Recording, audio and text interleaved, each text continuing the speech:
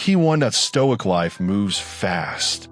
And the reality is, you don't control what happens around you.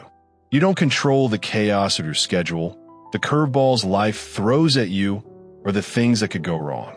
But here's the thing.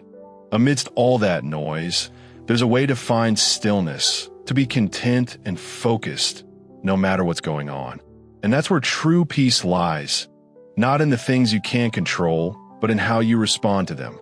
Take a moment to reflect on your life and imagine it as a series of events, some planned, others unexpected. That's how a month in my life typically looks. A mix of achievements and setbacks, wins and losses, joy and stress. It's not about perfection. It's about how I navigate the messiness of it all. And through this journey, I've learned valuable lessons that I hope can help you embrace a more stoic approach in your own life. The goal is not to replicate my path exactly, but to draw insights that can guide your own journey toward resilience and clarity. This month started and ended with two types of writing.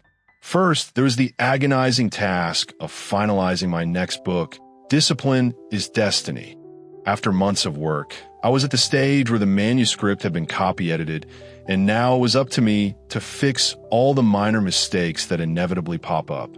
There's always a sense of pressure during this phase, the feeling that I have to perfect everything. But Stoic wisdom teaches that you can't let the pursuit of perfection paralyze you.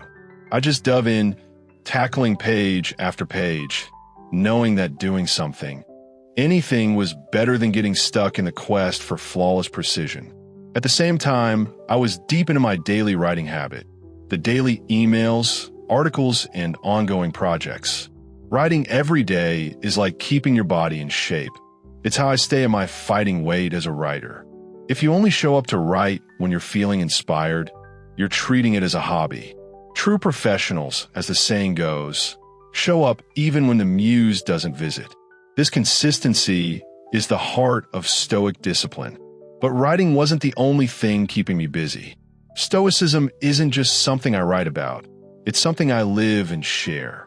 This month, I had the incredible opportunity to speak at the University of Mississippi, where I met with Coach Lane Kiffin and spoke to the Ole Miss football team. The coach had read my book, Ego is the Enemy, during a challenging moment in his career, and he credited it with helping him turn things around. Our conversation about applying Stoic principles in sports was both insightful and inspiring. It reminded me of how Stoic thought transcends fields and can help anyone, from athletes to business leaders, manage their emotions and egos. Then it was back to my own physical training. Being sponsored by 10-0 has allowed me to connect my work with athleticism in a meaningful way. This month, they even had me do a photo shoot after a run along the river. Something I didn't expect to be part of my routine, but it was a good reminder that maintaining balance is key. But it wasn't all smooth sailing. After a quick stint back home, I hopped on a plane to Annapolis, Maryland, to speak at the U.S. Naval Academy.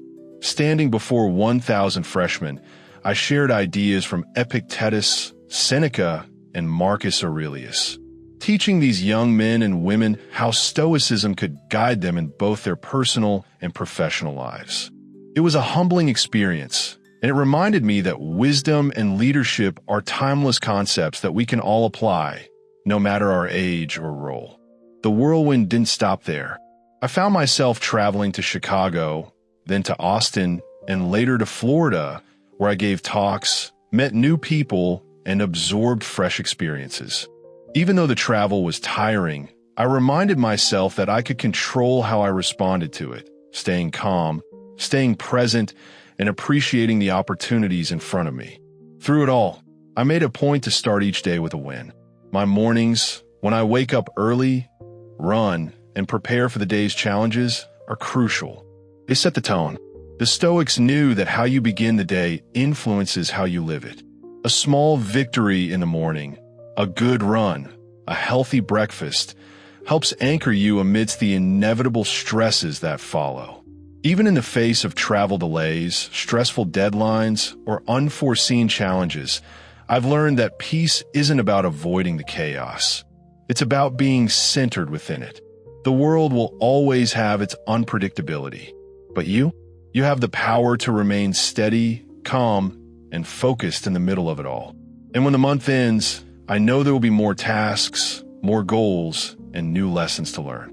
But by practicing stoicism, by focusing on what I can control, embracing the discipline of consistency, and staying grounded in my daily routines, I can move through the chaos with clarity, purpose, and a little more peace. The key is to remember that life's ups and downs are part of the process, and how we respond to them is what truly matters. Key 1. Stoic each morning presents us with a unique opportunity to set the tone for the rest of the day. A small, meaningful accomplishment, like writing even just a few lines, instantly makes the day feel like a success. It's not about how big or grand that accomplishment is. It's about recognizing that, in that moment, the day has already been won. As the old adage says, well begun is half done. Once that first task is completed, everything else that follows becomes an added bonus. Life can sometimes feel like an endless whirlwind, much like rushing through a meal at an airport before catching a flight. A quick sandwich or snack before hopping on a plane to New York, where I'll speak at a dinner, followed by an early flight back the next morning, captures the essence of that fast-paced lifestyle. Yet, even in the midst of constant movement, I always make time for small personal rituals that help me stay grounded, like sending postcards or letters to my family when I'm away. After a trip to New York, where I gave a talk in an intimate setting at a hedge fund dinner, I received the devastating news that my grandmother, a woman who had lived a long, full life, had passed away. She was 85, an immigrant who built her life from scratch, raised children, and found purpose anew in her 40s. Her passing served as a powerful reminder of the fleeting nature of life. In such moments of loss, I turn to Stoic wisdom, particularly the practice of memento mori, which encourages us to remember the inevitability of death and cherish the time we have. Seneca's writings, especially his consolations, offer not just comfort, but counsel, providing strength to lean on during grief. Amid the whirlwind, I also find peace in grounding moments, like spending quality time with my family on weekends. Whether we're enjoying simple meals, watching the sunset over the Colorado River, or engaging in deep philosophical conversations, these moments are precious. Sometimes, life's most meaningful experiences are the simplest. One such experience was taking my kids to Big Bend National Park for a hiking trip, a place where we can embrace nature's beauty without the luxury of fancy hotels or expensive flights. Additionally, the wild blackberry season in Central Texas brought a moment of joy this month. Picking fresh berries with my kids, turning them into delicious meals, and just being present in the moment reminded me that true richness comes from the ordinary, not the extravagant. In between these moments, I also dove into some books, expanding my knowledge and reflecting on life's lessons. As always, I take notes, fold pages, and absorb nuggets of wisdom that will shape my future work. Whether it's Tolstoy's Calendar of Wisdom, Robert Greene's The Daily Laws, or the novel Sorrow and Bliss that my wife recommended, each book brings a new perspective. Ultimately, life is about these grounding moments. It's not the grand accomplishments that make life meaningful, but the small connections and reflections that shape us. In the end, it's these simple, intentional moments that matter the most. Key 1. Stoic in contemplating the essence of life. It becomes increasingly clear that its true richness doesn't reside in our endless obligations or the frantic pace of daily tasks, but in our capacity to embrace the present moment. Recently, I've had the privilege of diving into some thought-provoking books that have expanded my understanding of what it truly means to live with intention. One book that particularly resonated with me shared stories of Navy admirals and captains who took monumental risks, stories that speak volumes about leadership, courage, and the weight of decisions under pressure. I read this while en route to the Naval Academy, reflecting on how history is shaped by individuals who have the bravery to venture outside their comfort zones, knowing that it's often those very moments of risk that define us. I also came across a fascinating book focused on how to raise children who appreciate the outdoors in a world that increasingly pulls us indoors.